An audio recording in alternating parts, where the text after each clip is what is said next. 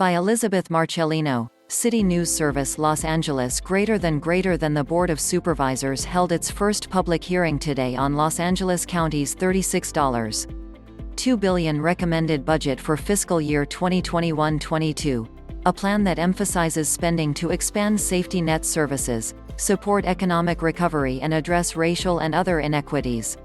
County CEO Fesia Davenport updated the board during a session that in other years has drawn hundreds of union members and advocates for a wide range of county programs and initiatives, all fighting to shape the budget and get their share, but this year was held virtually due to the coronavirus pandemic. The public comment period lasted an hour and people were given 2 minutes to address the board. Davenport framed this budget as pivotal for the county, saying it has the opportunity for once-in-a-generation transformative change, based in part on new levels of federal and state funding. We are positioned like never before to comprehensively address so many of our long-standing barriers that have held back individuals and communities for generations. Things like institutional racism, barriers to housing and jobs, the digital divide, environmental equity and, of course, justice system reform, she said. My goal is for the county to come out of this pandemic better than before. Davenport listed the board's priorities as advancing racial equity and justice system reform, including ramping up spending on alternatives to incarceration, as well as affordable housing, fighting homelessness and supporting those hardest hit by the pandemic. Supervisor Hilda Solis spoke directly to taxpayers who might disagree with the board's spending priorities. We need to stop criminalizing poverty and mental illness, Solis said.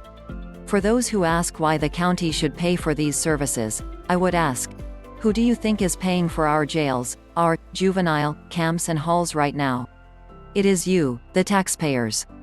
Of the overall budget, 33% is recommended to fund health programs, 26% for public assistance, 25% for public protection and 16% to cover other costs, including recreation and culture.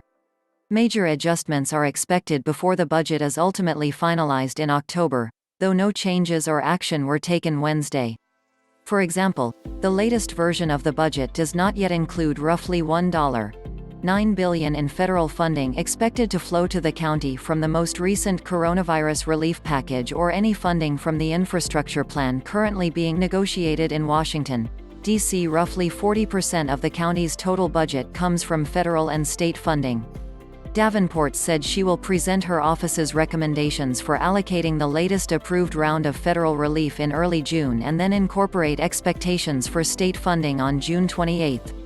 Though final budget deliberations are scheduled for June, a host of additions and changes will be made through October.